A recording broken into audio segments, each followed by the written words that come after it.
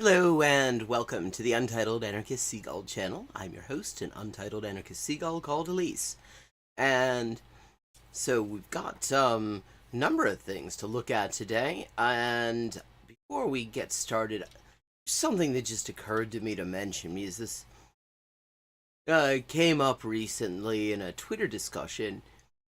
And so when Palestine's up for discussion, South African apartheid analogies, which tend to be quite apt, and if anything are understated because of all the fucked up things that the South African apartheid regime did to the indigenous population. They didn't, for the most part, carpet bomb them with the Air Force. Those sorts of analogies are never far away. But this also kind of serves to point out some of the lasting damage done by the apartheid regime in South Africa. It's really never been properly rectified since at the international level, specifically to the reputation of the Afrikaans language. To people outside of South Africa who are unfamiliar with the language, its history, and the demographics of its speakers, Afrikaans is the language of assholes like Verwoerd and their sexually repressed genocide-themed dancing festivals. Seriously, look it up. This is a thing. It's called Bloedrivier. I don't know if they're still doing it, but it was a big thing. And you will find the descriptions quite accurate. And their abortive attempts to force black schools to teach it, as featured, for example, in the movie Sarafina. The apartheid regime heavily identified itself with the Afrikaans language. But the thing is, Afrikaans wasn't invented by colonial white supremacists. It was developed by people they colonized, Malays, as a way of dealing with the linguistic environment, Dutch, that they found themselves in, having been enslaved by Dutch people. Even now, the clear majority of the native speakers of Afrikaans aren't white. Early in its history, it was spoken of dismissively as kombuistaal, which means kitchen language, because it was quite literally the language of the help. Later on, white supremacists decided to just appropriate it wholesale, and the international reputation has been just completely undeservedly ruined and never rehabilitated because they just sort of decided to appropriate it and cover it in their shit. But the thing is, it's just, it can't be said enough, it isn't theirs. It's like one of the largest scale examples of cultural appropriation imaginable, and the result of it has been to ruin a language that was invented by colonized people as a way of dealing with colonizers, which is kind of fucked up. So I just feel a need to point that out because I just saw, in discourse it came up because so many people have this idea that it was actually like the language of the apartheid regime rather than a language appropriated by them. I mean, it's as fucking white Afrikaner as hummus is Israeli. Also, I wanted to just give you a video recommendation. Not going to look at it here, but it's just a really good one if you are in need of some evidence for somebody, if you're talking to somebody who doesn't believe in just how genocidal the climate is in Palestine. This is a really good segment that was done on Al Jazeera English yesterday. Highly recommended. Now, to kick this off, I think we're going to start out by hitting page down a lot, because I didn't do this in advance. Here we go. So, I thought just to get things started, just to get things kicked off, might have another look at the most incoherent right-wing comedy motherfucker I think I've ever seen.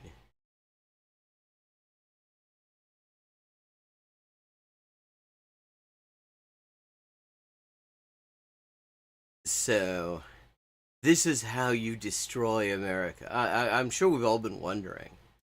I mean, This regime does need to go, so I mean, if he's got some useful ideas on how to get rid of it, I'm all ears.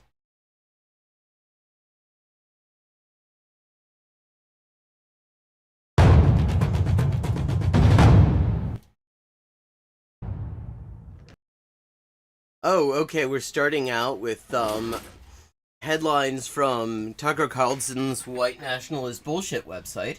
So that's already a great start. See, apparently you destroy America by requiring almost, just sort of minimally fair lending practices. That sounds about right.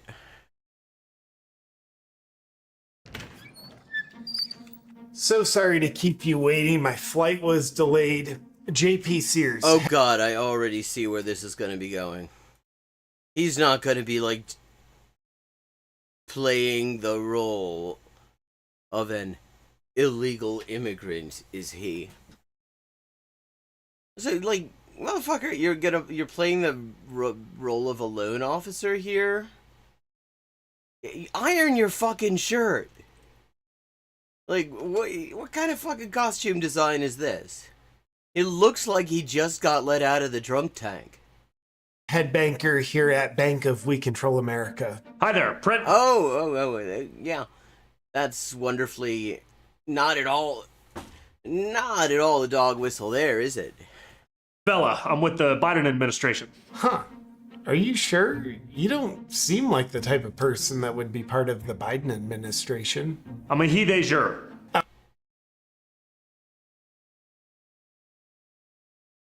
Yeah, because the Biden administration has been just so great on trans rights and all these long, interminable months of laws being passed, like right in the state where I am now, that are designed to just criminalize trans people just fucking being alive. Yeah, I mean, obviously, the Biden administration, whose idea on Title IX and trans people in sports was to meet the bigots halfway and allow some discrimination as a treat. Yeah, obviously, they're big on the pronouns. I believe their pronoun is genocide. Never mind. What can I do for you? That's a really nice shirt, by the way. Oh. What the fuck is it? Like, what is with this costume design? Like, do they not own jackets? Thank you.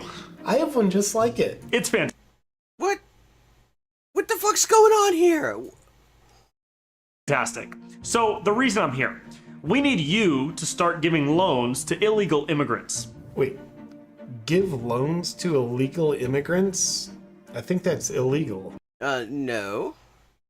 It actually isn't illegal to engage in a private financial fucking transaction. Hello, I don't know nothing. Yeah, this guy. We were watching.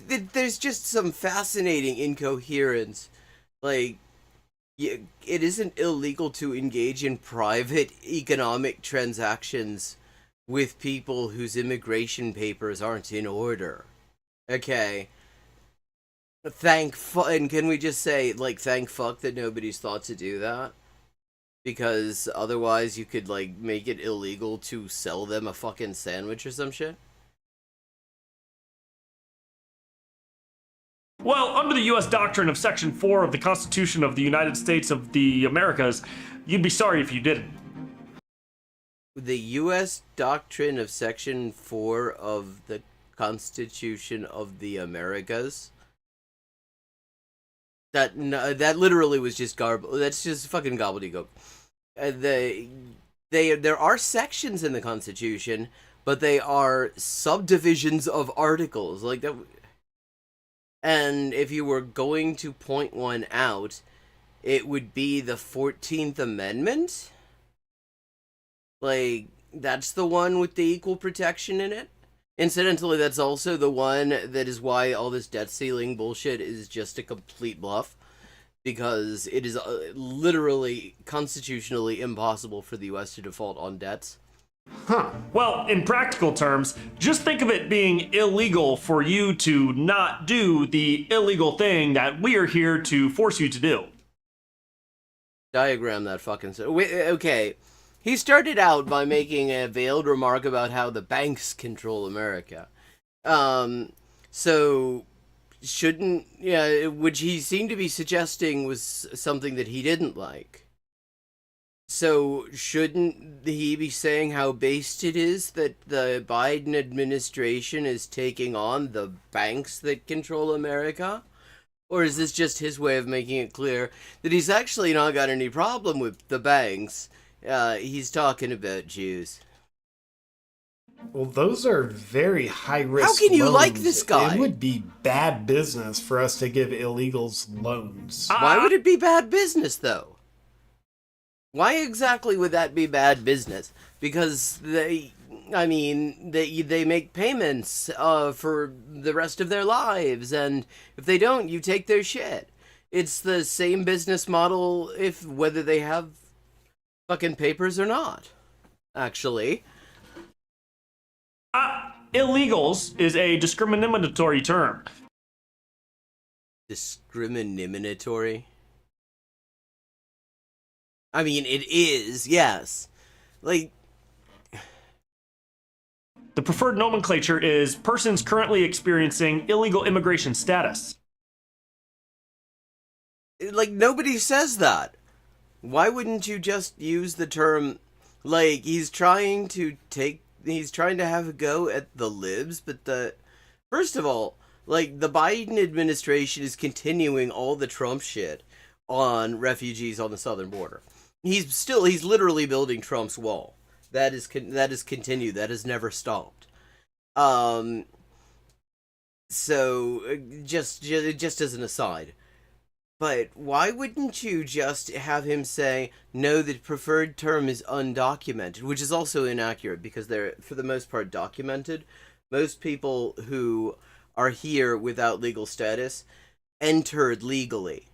It's just that there are a million intricate fucking ways that you can lose that status without even realizing it.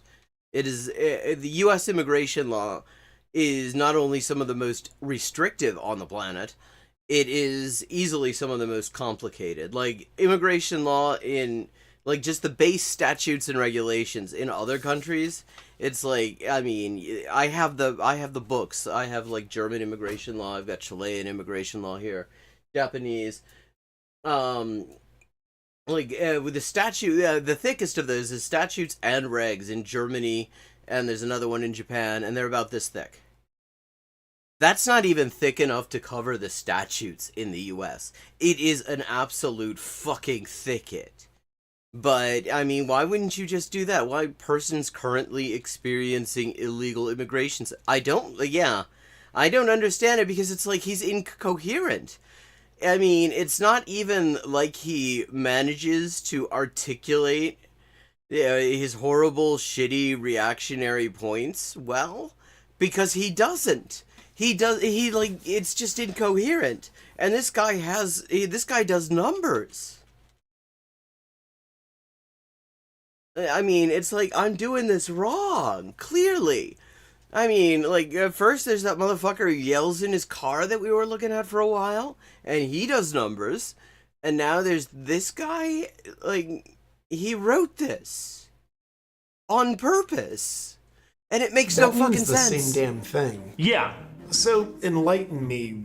Why do you want us to give loans to illegal immigrants? Well, it would be discrimination if you didn't. Why? Okay.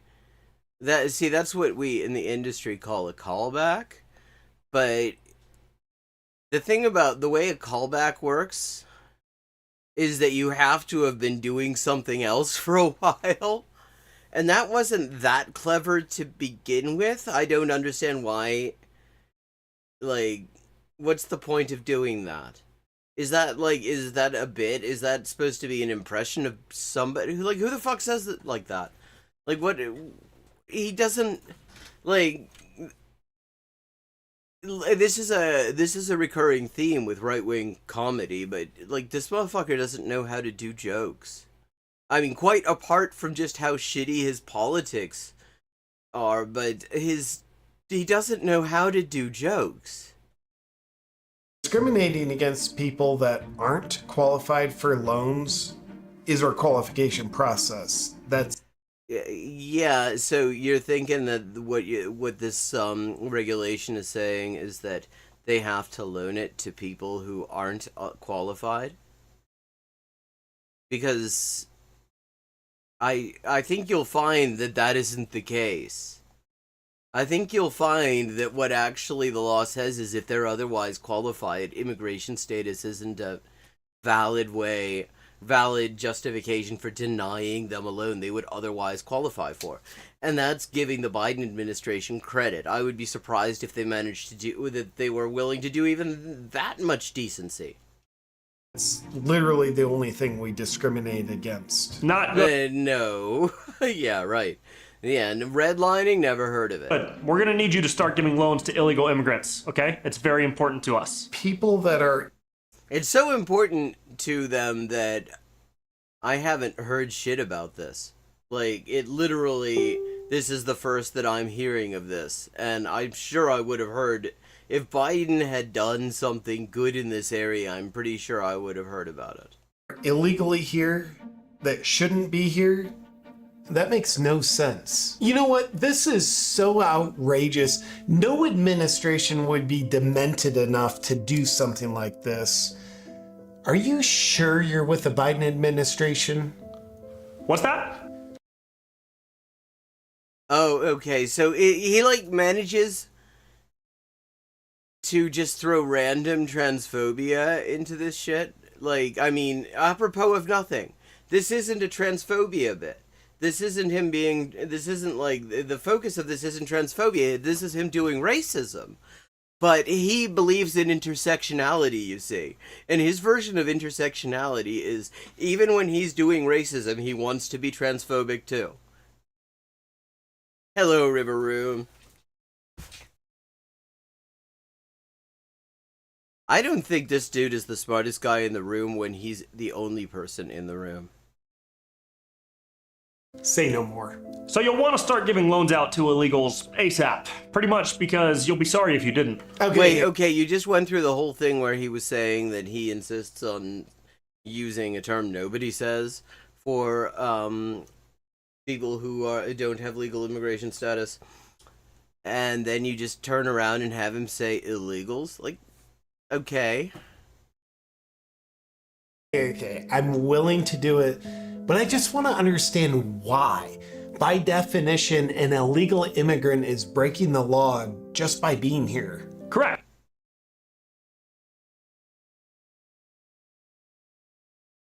That's not necessarily true either. And also, breaking the law is doing a lot of work here. Like, I mean, there are all sorts of breaking the law, and they don't, for the most part, involve even criminal penalties, or let alone the ability to shut somebody completely out of, like, civil commercial transactions. But, like, this would be the part where you would at least try to pastiche the argument that somebody would make in favor of this. But he doesn't do that because he's, like, constitutionally incapable of it. And you want to reward them for doing what they're not supposed to be doing by giving them loans. Yeah.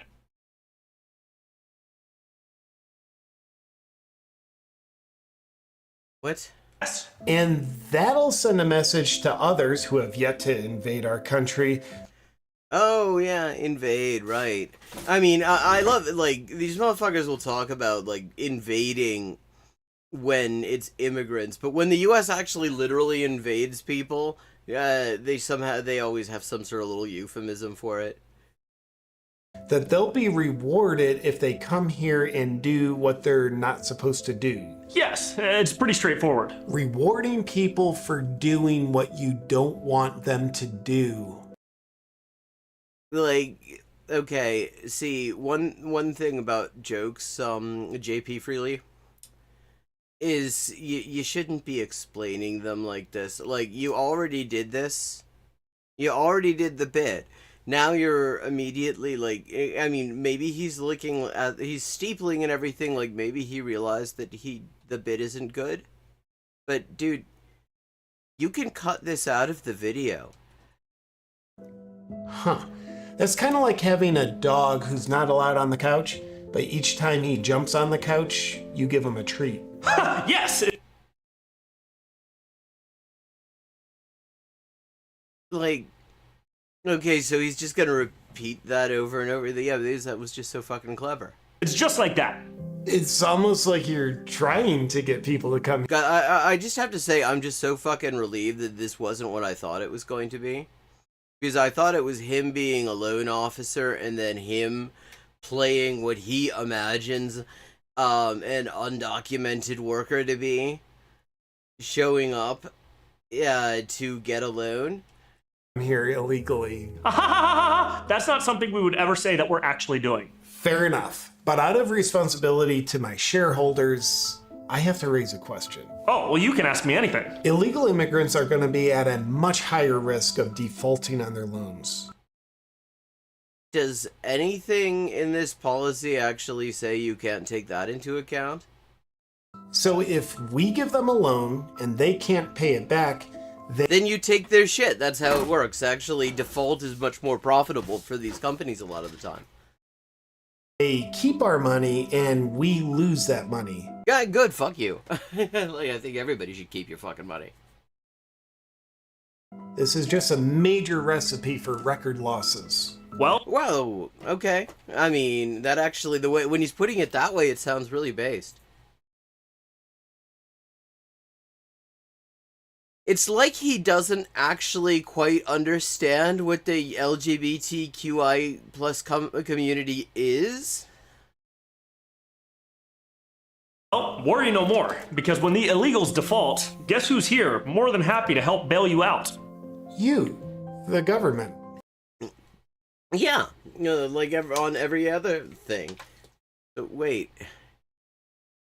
What, like, does he read these things a second time after he writes them?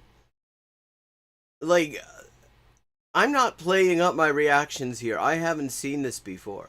And I am legit unable to see, like, he doesn't seem to be able to stick to a single narrative. Like, he doesn't understand, like, the structure of doing a bit. Exactly, but it's actually the taxpayers' money that we'll use to help. So that means taxpayers will be the ones paying for illegal immigrants to come here and... Well, no. Because most likely they're just going to pay off the loans and get screwed over like everybody else gets to get screwed over. incentivizing more to do so. Exactly, and you'll actually be coming out ahead. How so? Well, the illegal immigrant defaults on their loan. We'll give you the taxpayers' money to cover that, the principal. But we'll also use the taxpayers' money to pay you the interest that's due on the loan. The immigrants win because they get money that they could potentially use for terrorist activities. Like, okay. This guy makes money for being an alleged comedian, and I struggle to see how that works. Like, this is, I've watched fucking Steven Crowder, who is really, really bad at it. He seems to think he's a comic, but I've never seen any evidence of it, but at the very least, he seems to have some idea of what comedy is supposed to sound like structurally, kind of. This guy, he writes these bits, he brings somebody in to co-star in these bits, and he does not seem to understand that there is a narrative structure. Like, you can't do one of these and just have it veer off into a million directions. I'm fucking giving him advice on how to do bad racist comedy. This is... Us at the banks win because you'll bail us out covering the principal and interest. Profits. But what's in it for your administration? What do you get out of it? Well, we're really just looking to end discrimination. That's a big win for us. I 100... that was such a funny bit the first time, him, like, adding syllables to discrimination. 100% don't believe you. Nor should you. Well, glad we're on the same page here. I hope you enjoy the rest of your afternoon. Oh, I will. You too. Man, like, if you're going to shoot this thing, like, clean the area up. He's got his fucking trackies lying around there.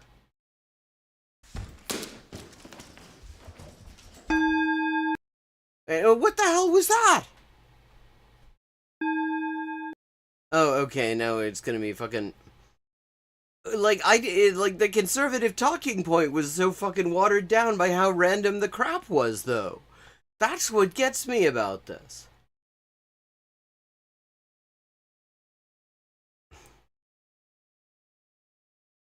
Wow. Yeah, well, he also wants you to buy some magnesium breakthrough bullshit.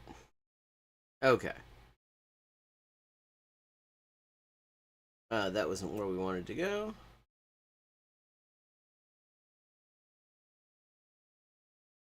Yeah, that's exactly it. That is the JP Freely experience.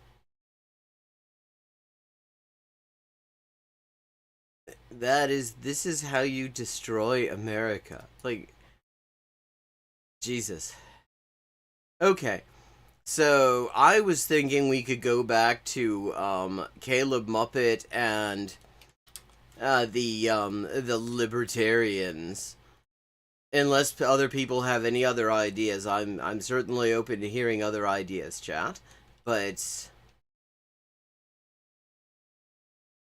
I don't, it's like, you can't even really describe it as good propaganda, because good propaganda gets in, delivers the message, and gets out. This gets in, doesn't seem to know what the message is, dithers around for like an hour and a half. That's what it felt like to me. I think it was actually 4 minutes. And then it's just out. It just sort of fizzles out. And then you have that weird, like, walking with the fucking... with the suitcase, which makes sense. Like, what the hell was any of that? Speaking of what the hell was any of that...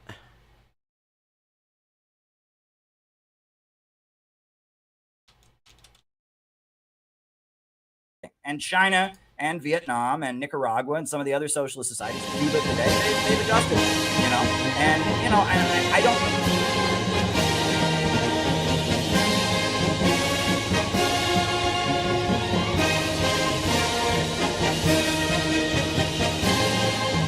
tal vez después. En estos momentos vamos a seguir con lo de Kevin Muppet y los fachos.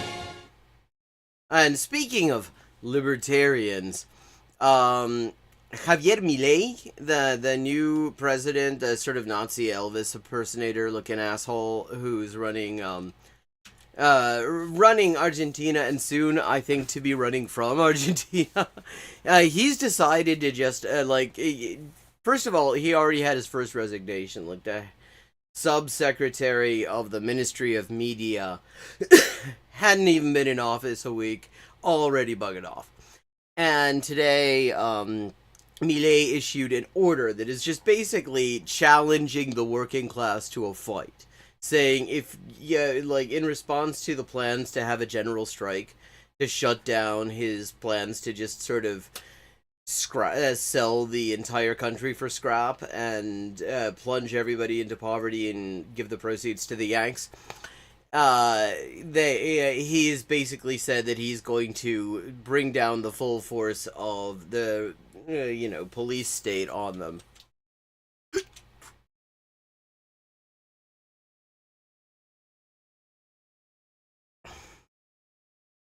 Bueno, vamos a seguir con lo de Kelly Muppet y lo facho, y lo libertario, lo anarcocapitalista, bueno.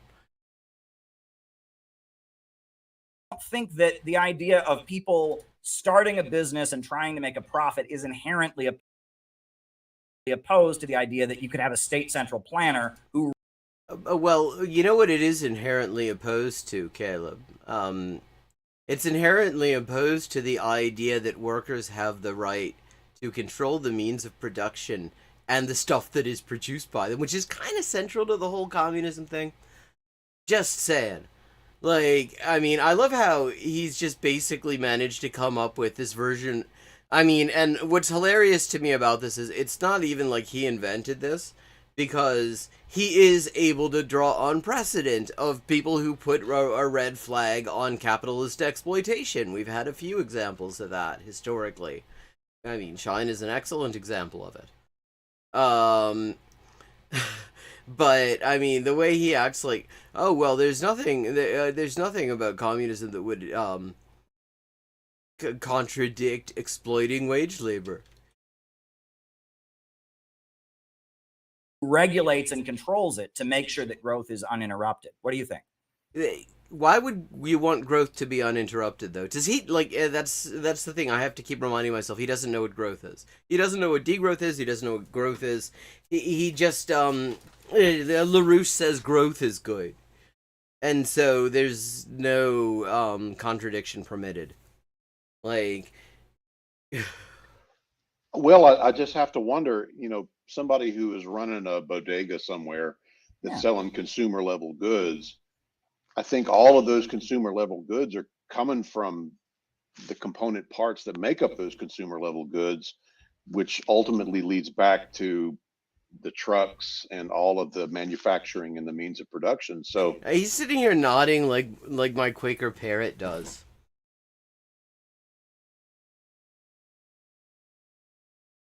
Mm-hmm. Ultimately, if you have a central planner that's planning all of the component parts of a market economy that's producing consumer level goods, you're going to have consumer level goods that are governed by the central planners. I don't see how you can escape that. Yeah, actually, there is that. And also, I mean, here's the thing. What's really remarkable, I won't say remarkable, this does not surprise me, actually, because Caleb Maupin has about as much of a working class perspective as fucking Jacob Rees-Mogg. Okay, just look at how he fucking dresses. But, the thing is, everything that he's saying, he's like talking about it entirely from sort of this consumerist standpoint. The standpoint of the people making the stuff doesn't even come into it. It's all about, like, the two groups of people he is able to sort of theorize from, to the extent that you can claim that he is doing any theorizing at all, which I would say he's not. They are the owners of businesses, the people who exploit wage labor, and the people who buy the products. The idea that the workers might want to look in there, it just doesn't come to mind. Right. Yeah, just like the central planners of Walmart, they centrally plan to make... Yes, he is arguing in favor of making profits.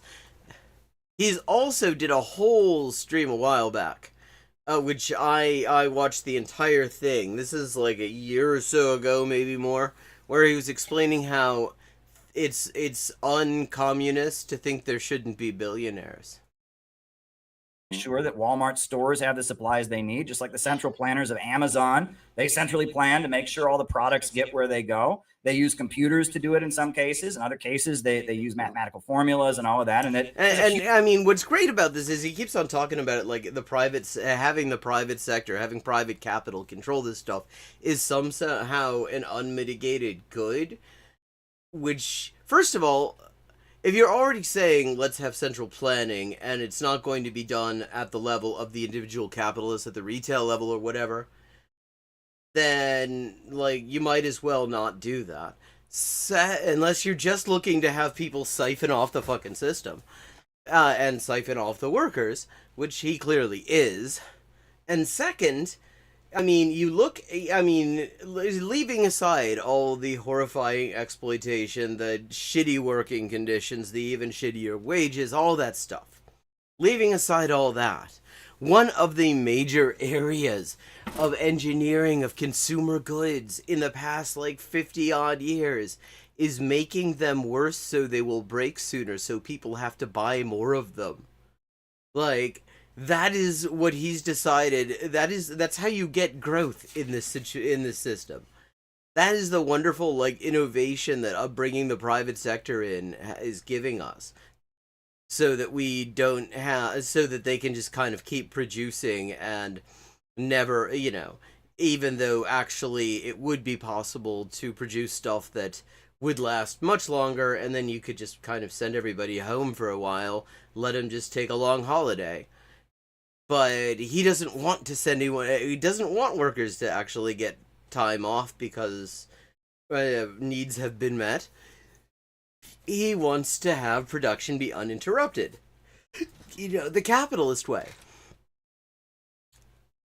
He does consider it like, okay, I don't know about considers. That implies an internal state that I cannot actually read because I can't read minds.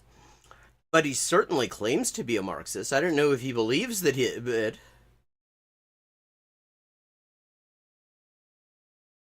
Well, I mean, if you have industry, you may or may not have surplus. You may even have shortfall in some cases. I mean, that all depends on the planning that goes on, and it depends on the availability of resources and a bunch of other things. So, having industry, you might want to plan in a surplus. There are, in some cases, there would be very good reasons to have a surplus there, to be able to deal with situations where there's a shortfall later or something like that in terms of actual production. But, I mean, the problem, privatizing it is profit, but it's also who controls it. See, for both of these guys, the one group of people that should not control it is the workers. He does not, Caleb doesn't want the workers controlling it. David O'Gwyn doesn't seem to be keen on the workers controlling it. I mean, at-large rep of the Mississippi Libertarian Party, he wouldn't be all that keen on the workers controlling production. I mean, the profits are inherent in a system where you've got somebody other than the workers controlling production and controlling the product and, the gains that are made from selling it or whatever. Amount of central planning in capitalism. It's just to maximize profits for shareholders. And the idea is that in the major centers, the commanding heights of the economy. He's been reading that's Clause 4, the Harold Wilson version of Clause 4 of the British Labour Party. See, there was this whole thing in the 60s and 70s about, they had early on, they had a Clause 4 that said basically nationalize the shit out of everything, get private capitalists out of it, and then you had lots of sort of right wingers and liberals and shit who kind of watered that down, and so by the 1970s, it was calling for nationalizing the commanding heights of the economy. That's where he's getting that. And I've not heard him use that before, so he just recently read Clause 4. This vehicle of central planning would be utilized to make sure that there was uninterrupted growth in the economy. I think that's the idea, right? When it comes to making raw material like steel, when it comes to this is the 1970s Harold Wilson version of Clause 4 of the Labour Party manifesto, of the Labour Party Constitution that he's talking about here. I mean, the closest thing anytime he talks about communism, it turns out to be some fucking, at best, it's some FDR shit. Natural resources, oil, Wilson. Natural gas, coal, timber. When it comes to, the healthcare system, making sure everyone can go to the doctor when they're sick, these kind of things can be centrally allocated. And the thing is, let's just remember, when he's saying all this, it's not a question of whether this is a good idea so much as this is his definition of communism. His definition of communism is the Labour Party Constitution from the 1970s. Strategically, and then let the market do the other things, right? And maybe in Nicaragua they have worker cooperatives. That's a really big thing. And he's been slagging off BreadTube for years for allegedly. He has never provided an example of somebody saying that this is all they wanted, but he loves to claim that BreadTube are united in wanting worker cooperatives within capitalism. And here he is praising worker cooperatives in capitalism. Right? And they have a micro entrepreneurship program. And this is one of the weird things, right? Is that I know a lot of libertarians are small micro entrepreneurship. Wow, that's so fucking communist. Like, business owners, and they don't like the fact that the government regulations that crush small businesses are written by the big businesses. So this is, I mean, this is very on brand that he's sitting here trying to take the side of the petty bourgeoisie. I mean, that is kind of the class position of fascism. To crush them, right? You know, the big corporations, Amazon, Jeff Bezos, they write the rules, and they write them to crush the little guy. But when I go to Nicaragua, what I see... See, I thought they wrote them to, well, yeah, to keep out the competition, yes, but also to screw over the workers who are sort of the little guy's little guy. Like, this motherfucker likes to run, his cult meetings start with the International. And I haven't heard him say anything about the working class yet, except that in that quote that he didn't even read the whole thing of. The only thing by Marx he seems to have ever read. Is a government that is working and subsidizing those small businesses and has nationalized and seized the big businesses and is controlling the major centers and is allowing a prosperous middle class. Well, why should you have that? Like, the existence of a middle class only exists if you've got somebody below them. I mean, leave aside, in a lot of places, middle class is just a bullshit term that means absolutely nothing. That is used to mean billionaires and, like, people who are literally homeless. I mean, that's the US, for example. Or, like, in Chile, too. Everybody's fucking middle class, according to official discourse. And in Britain, it's a little bit more complicated, because they've never actually managed to fully have a bourgeois revolution there. Like, fucking, you can still, like, troll the British ruling class with Thomas Paine liberalism that is, like, more or less generally accepted everywhere else, and has long since lost any revolutionary significance anywhere else. But in Britain, they're still actually quite medieval in a lot of ways, so it sort of works. So, the thing is, if we're talking about an actual sort of middle class, that means there's somebody below them who's doing way worse. And that the whole point of communism is that we're organizing as them, in their interests, not creating a prosperous middle class above them in order to be their fucking bosses. To emerge, right? And I see that in China as well. The government is controlling the big economic centers in order to allow the small business owners and those folks to flourish. Yeah. Who gives a shit? I guess. Well, what's this have to do with communism, though? Like, I mean, petty bourgeois bullshit. Like, literally, I mean, sometimes that's just used as an epithet and it doesn't mean a whole lot. But this is literally petty bourgeois bullshit. Like, he's sitting here, ooh, wow, small businesses, yay! I mean, let's leave aside small businesses are less likely to have unions. They're actually more likely to treat their workers worse in this country statistically. Because the thing about being a small business is that actually exempts you from all sorts of regulations that protect workers' interests. You can get away with all sorts of shit as a small business, a little small bean capitalist, ooh-woo, that you can't get away with as easily if you're somewhat larger, which is why everybody wants to be classified as a small business. What happens when Walmart goes bankrupt? What do you mean?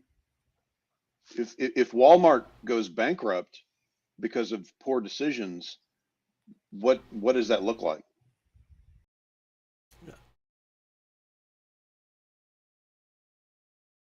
Unlikely. I'm not sure where he's going here either. Except, I mean, if Walmart going bankrupt means that, like, the fucking board members end up broke, then Honestly, I consider that an unalloyed good, no matter what else is going on. Yeah, because I mean, not least because one of the people on their fucking board last I checked was Hillary Clinton, and love to see those motherfuckers run out of money. Well, I mean, in the model that I'm discussing, Walmart would be public property. Oh, You no, know? I understand, but in the current system, In our just the way system, things are right now, if Walmart goes yeah. bankrupt, what's A the lot of how does Walmart that workers fall out? lose their jobs. A lot of people don't have a place to shop. And most likely, I mean, given what we've seen with like the big auto bankruptcies back in like 2008, 2009, the Walmart workers would end up having their own private funds taken away in order to pay the debts of Walmart. That's what happened to the auto workers. Their union pension funds got raided by Citibank and the Obama administration to pay off the U.S. auto company's fucking debts. Yeah. So What happens yeah. when the Soviet Union goes bankrupt? Well, free market capitalism comes in the 1990s. An economic shock therapy is imposed on the country. And the fall of the Soviet Union was a great economic disaster. Oh, yeah. You know, and that's one of the things. It should have been. I mean, the funny thing is, I mean, it's sort of taken as read that the Soviet bloc was bankrupt. There are lots of criticisms that, but that's actually not. When you look at the actual amount of debt versus GDP and shit like that, that East Germany and other Soviet bloc countries had, it's actually considerably less than their successor countries have now, and then like the U.S. has.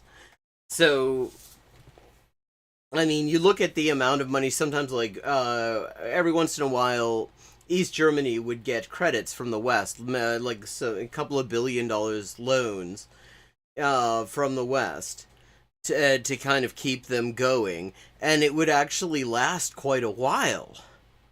Whereas these days, I mean, so like that's actually, I mean, it's actually sort of a weird argument to be making. There are lots of things you can, there's lots of things wrong with the fucking Soviet bloc. Not a fan, but actually, you look at their balance sheets compared to a lot of countries now that are supposedly fiscally sound because poor people are getting it, and you find that actually they actually compare fairly favorably. Amazing. If this narrative that communism is the problem and that capitalism brings solutions, the fall of the USSR should have been a moment of economic stability. But when they went in there and they implemented free market shock therapy, when Jeffrey Sachs, who's now kind of a leftist, but back in the day, kind of a leftist, like what's chat? I haven't heard this particular bit of lore. Can anyone tell me? Can anyone enlighten me? On what basis would he be saying Jeffrey Sachs is now, by Caleb Maupin standards, kind of a leftist? He was an adherent of Milton Friedman. When Boris Yeltsin had him running the economy, it was disastrous. They sold off all the state assets to private companies. They got rid of the social safety net. And I've got. Oh, Wikipedia. Well, I mean, it's such great. I mean, the sourcing, you really can't fault the sourcing. I mean, it just demonstrates such a deep and long-term engagement with the subject matter. Fucking Wikipedia. Data I can show you on the screen. The Russian economy passed through a long-wrenching depression. From 1990 to 1995, the Russian GDP declined by 50%, far greater than the decline of the United States during the Great Depression. Can you imagine a drop of 50% in GDP? I mean, the fall of the Soviet Union was an economic nightmare, right? When they implemented free market policies. And that doesn't fit because if communism doesn't work and capitalism is the solution, it should. Yeah, well, except it's like, it's two versions of capitalism. But, yeah, I mean, leaving aside that, yeah, no, that wasn't communism, and actually the Soviet Union very clearly stated, I mean, they didn't even claim it was communism. One of the jokes that people made in the Soviet Union, because it was common to hear, the party saying that communism was on the horizon, one more great step and we'll be in communism or whatever. And so one like joke that was not uncommon towards the end was, are we in communism yet, or is it going to get worse? Like, because they didn't claim that that was communism. They claimed that they were on the way there. I mean, and I can't imagine that somebody who spent time in like the WWP and the rest of these groups isn't aware of this distinction. But it just helps him. I bet we're going to hear about the international bankers. Should have been an economic boom in the 90s. Yeah, except for the fact that the same sort of numbers were racked up in 1945 and 1946 when the United States stopped being at war in World War II. What numbers? A 50% GDP decline? I feel like I don't think that's the case. What numbers is he talking about? That was the greatest GDP drop in the history of the United States, largely because of. Oh, okay. Let's check this out. U.S. GDP historical.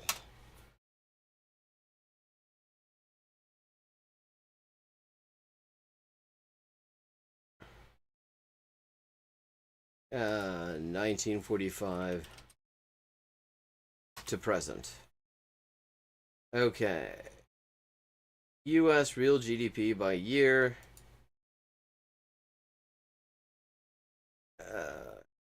Hang on. 29, 1.19. Okay. 45. Okay, so 44 is 2.52, then down to 2.50 trillion, and then 2.21 trillion. Now, what was the drop? Let's see.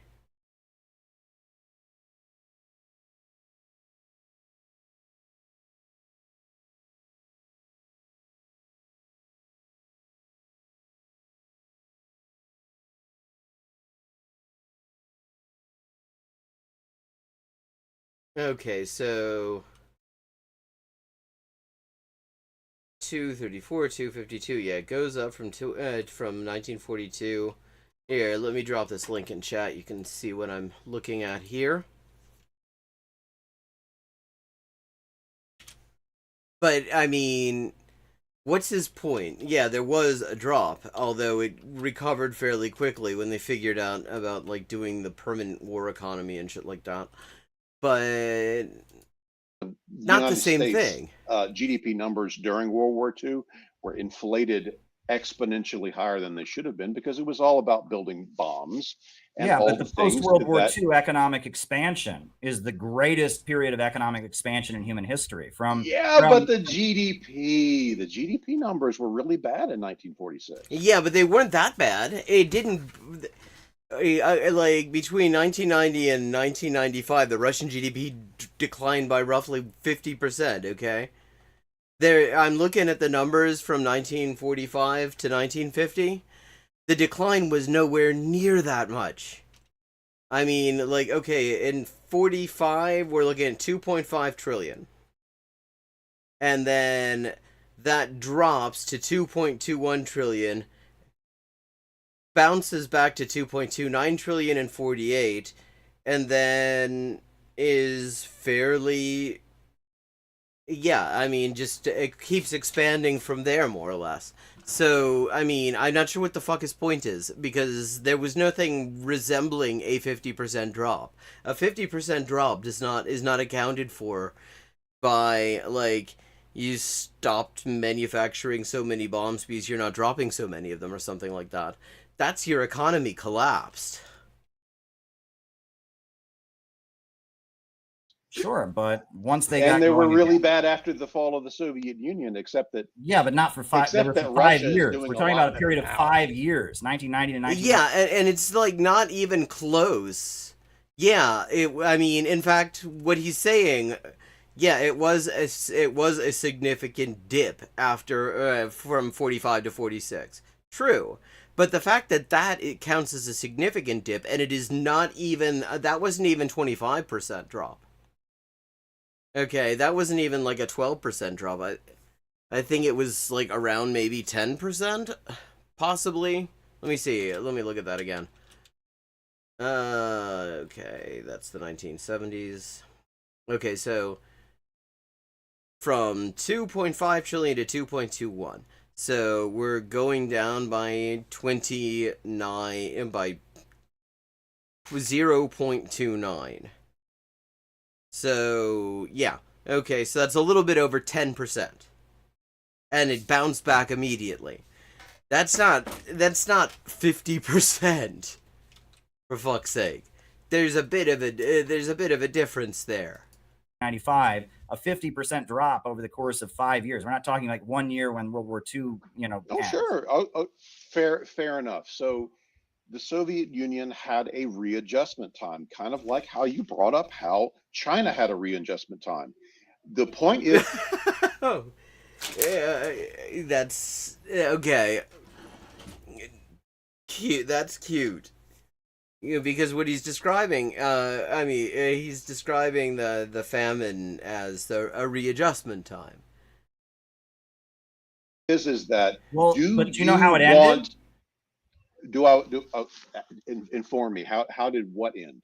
The Russian economy didn't start improving until 1999 when Putin came into office and put oil and gas under state ownership and restructured the Russian economy to be around state-controlled oil and gas natural resources. Their economy was continuing to be very bad, 96, 97, 98. Putin got in there. He's just offering so many examples of how what he's calling for is just standard bullshit capitalism. And he reasserted state control. And I've been to Russia many times. I work in Russian media. There's a huge amount of government control in there. And that's why Putin is so loved, is because he ended the chaos that the free market stuff brought under Yeltsin, right? How is the Nord Stream 2 pipeline going? Well, what about it? It got blown up. It was sabotaged. By whom? By Biden. Well, at this point, the official line that I'm seeing is that it was probably Ukraine that did it, official sources have now gone on record saying that the last time I saw anything that it was Ukrainian forces that did it. Now, one does have to wonder if Ukrainian forces, a regime totally dependent on the U.S., on just-in-time arms deliveries from the U.S., would take a step like that without it being signed off by the U.S. He has such a weird concept of what people Joe think Biden, of dentistry. and the whole world knows that. That's the wild thing. The whole world knows that Russia's economy is centered around selling oil and gas, and then they try to convince us they would blow up their own pipeline. Why would they do that? Right? Their whole economy is around selling their own natural gas. So they work. Yeah, in fact, that is some of their major diplomatic leverage. That is true. They absolutely did not benefit from losing the Nord Stream pipeline. So hard to try and build this natural gas pipeline to Germany, and Biden threatened them. You remember he actually threatened to blow up the Nord Stream pipeline. I get it. Yeah.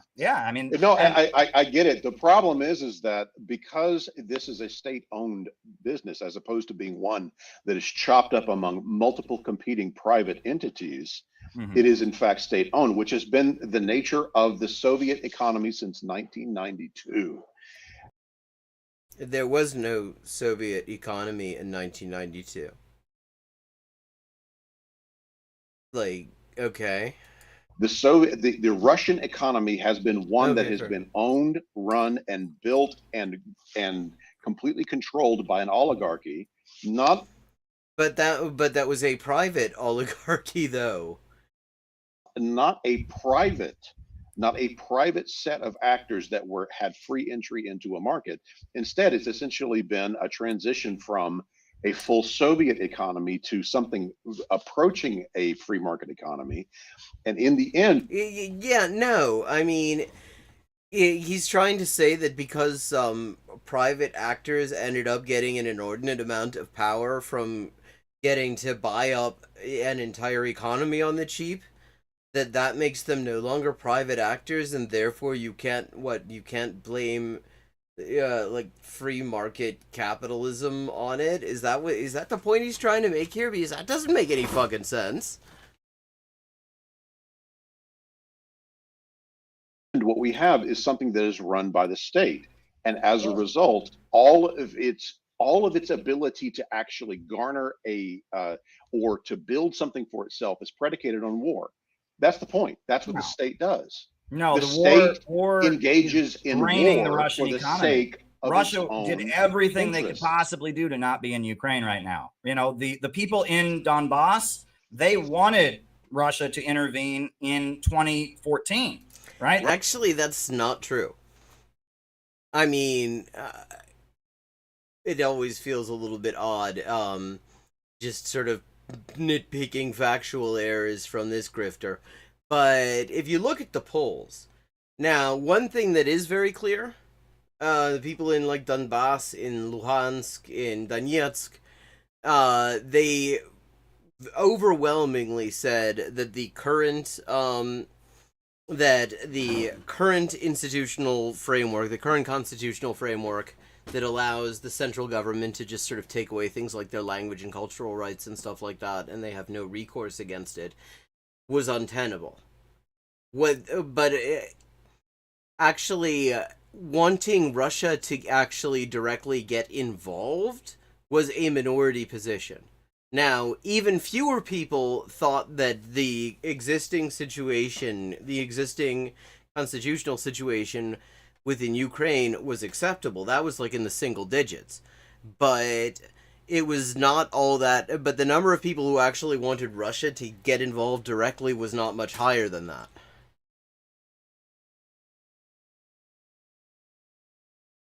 They declared independence and they said, Russia, come recognize us. And Russia said, no, we don't want to do this. And then they facilitated the Minsk Accords, and Russia did everything they possibly could do to avoid this. The military is very big and it's a big part of Russian life, but I don't think this war is benefiting the Russian economy in any way. I think it's hurt. It's hurt them. Now they've obviously amped up. I mean, there are certain things that will definitely have hurt the economy, mostly hurting the working class. But, I mean, there's definitely a lot of profit being made off of the military. Up their trade with the BRICS countries and stuff, and they're not devastated, right? It's not destroying them the way, Western media likes to claim it is. But if they weren't involved in this conflict in Ukraine, if they could have avoided it, their economy would be much better off. I don't think they're doing what they're doing out of they could have avoided it, of course, by just not, invading. That would have been an option. If they wanted to avoid it, they simply could have not invaded.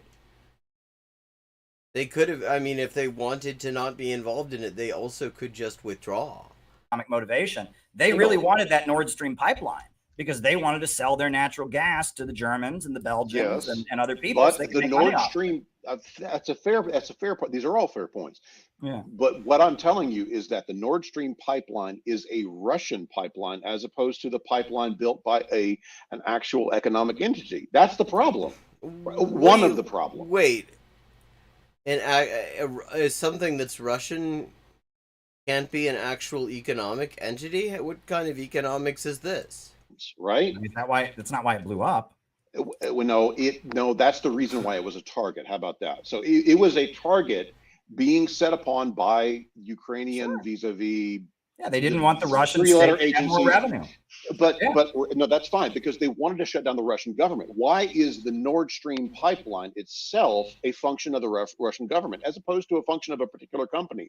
Because better yet, why are there not economy? Well, because that's kind of how it works in capitalism generally. The interests of the capitalist class tend to be the interests of the government because the government exists to coordinate the interests of the capitalist class. This is such fucking basic stuff. This is just... But he can't say that, because if he says that, if he acknowledges that, first of all, it would be communism, and Caleb Maupin thinks fascism is communism. But he would be completely blowing away all the stuff he has to say about all these, state capitalist economies that he's such a big fan of. Pipelines, preferably reactionary. That's when how you their economy. Well, yeah, there were a lot of competing corporations. They had a lot of private companies, and then Putin took Gazprom and Rosneft, and he started then buying up the different companies. God, you work for the fucking Russian media. could you try to pronounce these things correctly? Gazprom, Rosneft. Так произносится, и не иначе. Мудак. From the different people who Right. it had been sold off to, and he absorbed them. And I think there's the guy in Britain. I can't remember his name. He wouldn't sell out. Basically, he wouldn't sell his company, and he became anti-Russian, and he fled to London. But basically, it was the process of London, it's worth noting, is a major source. It's a major tax dodging destination for Russian capital. I mean, you walk through the expensive areas of London, which, I mean, London as a whole is already one of the most expensive places in the world. Possibly, it might be the most expensive city to live in the world, but I'm not entirely sure there.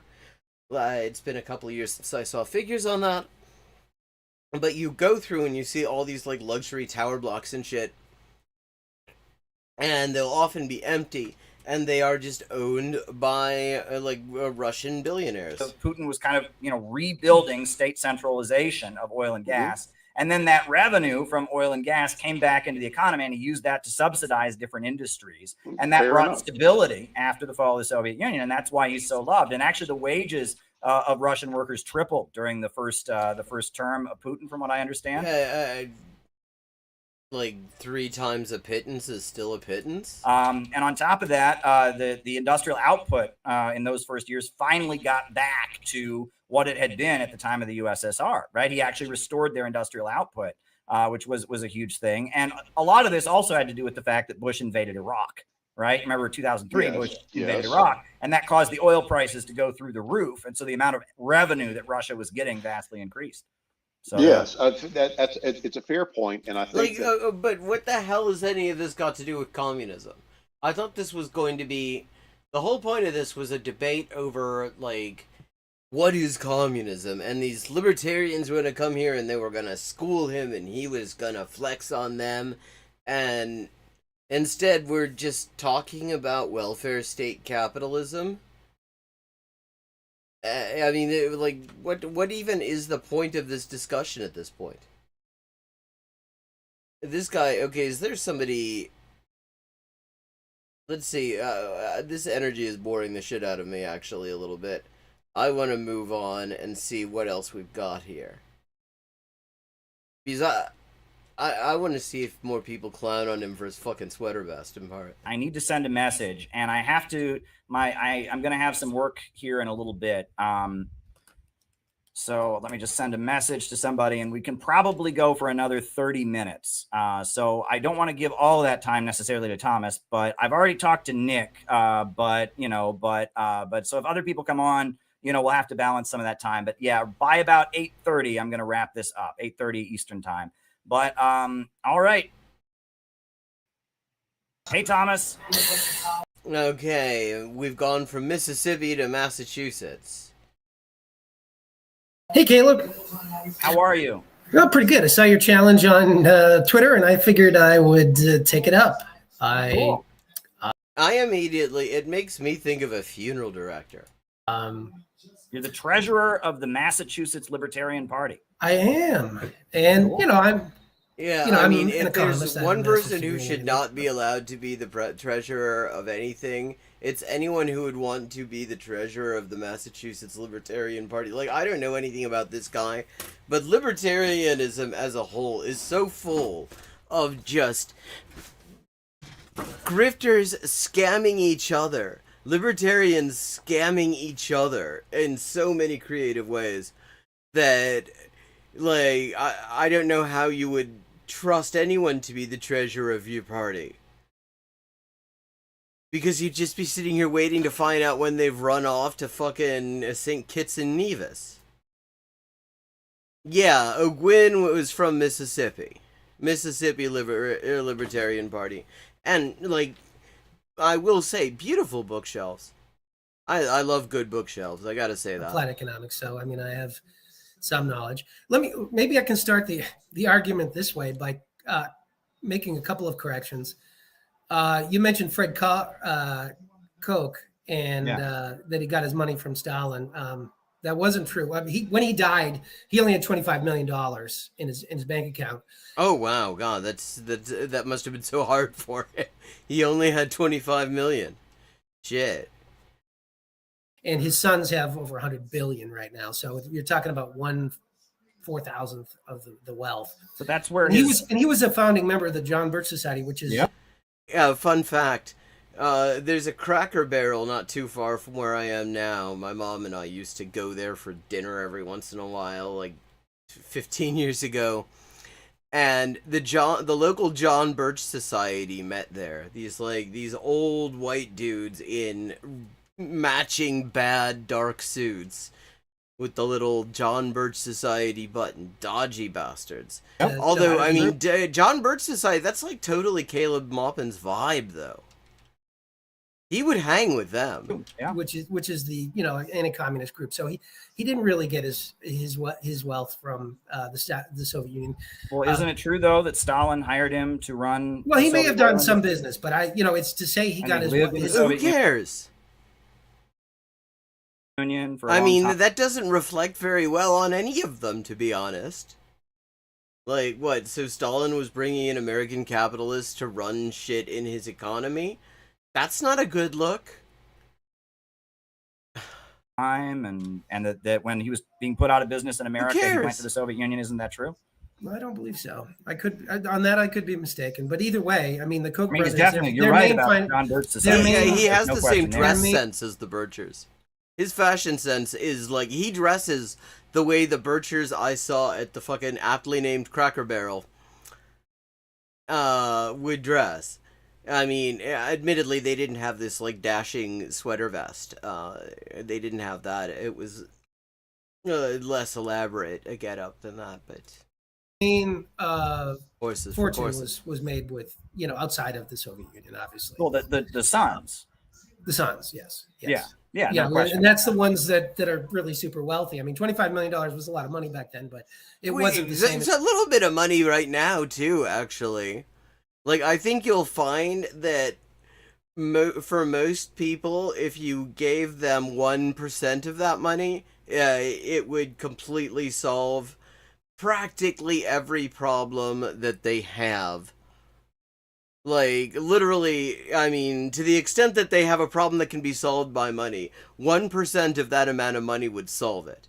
Like, seriously, so that was a lot of money at the time. Motherfucker. Like, what... You could change people's lives in this country just by giving them 50 grand. And you're gonna talk about 25 million like it's not a lot of money?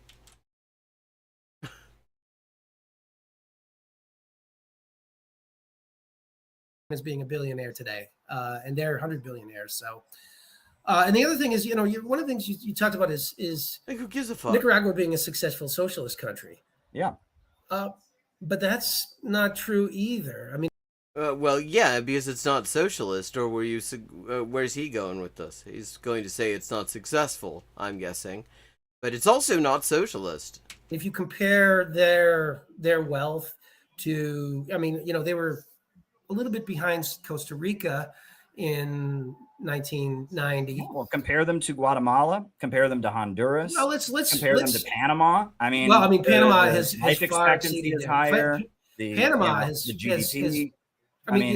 has, I mean, Wall Street Journal and others kind of admire their economic successes. No, they don't. Look, Ortega came back into office in 2006. All you have to do is, if you want to find out how well Nicaragua's doing, is go to the World Bank, find out GDP per capita, and Yeah, that's not actually a really good measure of how well anybody's doing.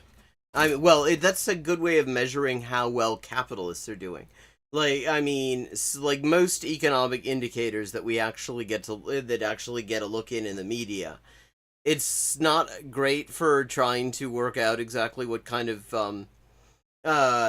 what the situation is for the majority of the population, because all sorts of things influence GDP that aren't even actually good. This idea that GDP is somehow a good economy score or something like that, and that people are better off the higher it is just nonsense. So it's entirely fitting that both of them have tended to accept that nonsense. find out that Nicaragua has lagged behind the world, lagged behind Well, yes, it's Costa a Rica. historic. Oh, okay. I feel like, let me just make sure before I say something that may or may not actually be true.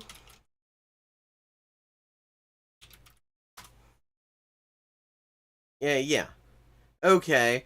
One thing that kind of might need to be mentioned in this context, I was pretty sure it was the case, but I haven't heard about it much specifically in the case of Nicaragua, is they are the subject of massive economic warfare from the US.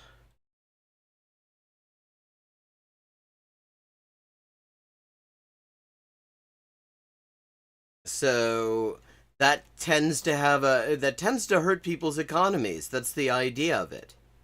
Lag behind. Impoverished country, yes, but compared to its neighbors in Central America that are free No, market no, no, countries, no. Panama is growing like gangbusters. It has about 4 times the GDP per capita. See, and the thing is, Caleb has just been so obsessed with like growth is inherently good that he cannot challenge this. Capita. Okay. Costa I Rica. mean, let's face it. The thing about growth as well is that countries that are tax havens, you will get a lot of growth that means absolutely, because there's a huge amount of investment going on. But the investment is just opening a bank account or buying setting up a paper bank in order to launder money and keep it away from the tax man. But that counts as investment. So, I mean, I'm getting into details on why GDP is bullshit, and why you can't really tell whether something is good or not just because there's growth involved in it. And I don't think Caleb's going to be challenging that. Rica, the same thing. I mean, it's not even close. Okay. Nicaragua has really well, lagged. compare it though to its right next door neighbors, Honduras. How's Honduras doing? I haven't checked, but I can Yeah, check. compare while we it do to that. Guatemala, I would be willing, right? I mean, with here's the their thing. economy, they've wiped out poverty. They've electrified like 95% of the country. They've wiped out illiteracy in the country. The roads are way better than American roads. I got to tell you, they're beautifully paved. And that's why One thing I will say, like, I've traveled a fair number of places. The only places I've been to where the roads are comparably bad to the US have been like Peru, certain parts of Colombia, and the more rural routes in Chile, like and in Argentina too. Like you get to the more remote areas, the more rural areas, and then you get sort of US style roads. It is not hard to have better roads than the US. why the Sandinistas are back in power and they remain in power is because they're wildly popular, because they've delivered the goods, economically speaking. And a big part of their socialism is enabling people to start their own businesses with their That's not micro socialism, though. entrepreneurship See, program. if that's part of You their know, socialism, then what they have isn't socialism. In fact, I mean, this is the sort of this micro enterprise bullshit is just some standard neoliberal crap that you can find in a lot of places, and a lot of the time when you actually look into what people are doing with it, they're not actually building a business with it because it's not enough money to actually build a sustainable business.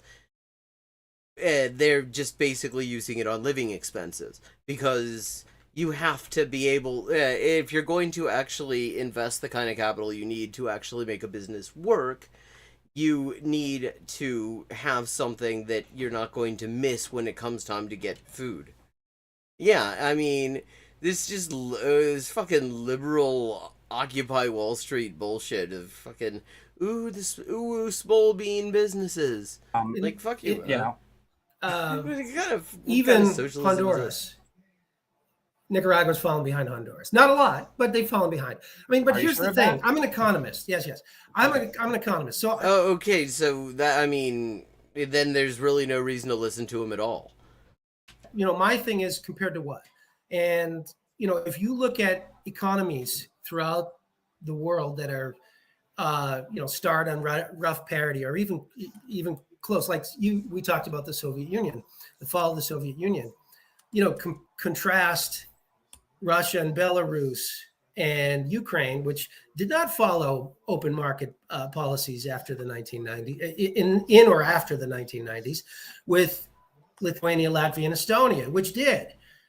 These are now advanced economies.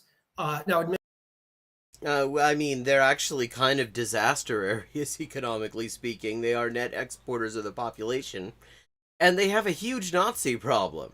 Admittedly, they started out a little bit higher wealth, but they've grown many orders of magnitude richer. And in many cases, you could make the the argument, and as an economist, I mean, It's fucking like a bobblehead doll over there. And as a libertarian, I'm very concerned about the increasing disparity in wealth in the economy. Okay, you're very concerned about it, but and you don't like see how maybe your ideology is based on widening that. I've never been to Mississippi. Like the only like southern places I spent like a week or so visiting an uncle in Alabama. The uncle was from upstate New York, but he moved to Alabama for work.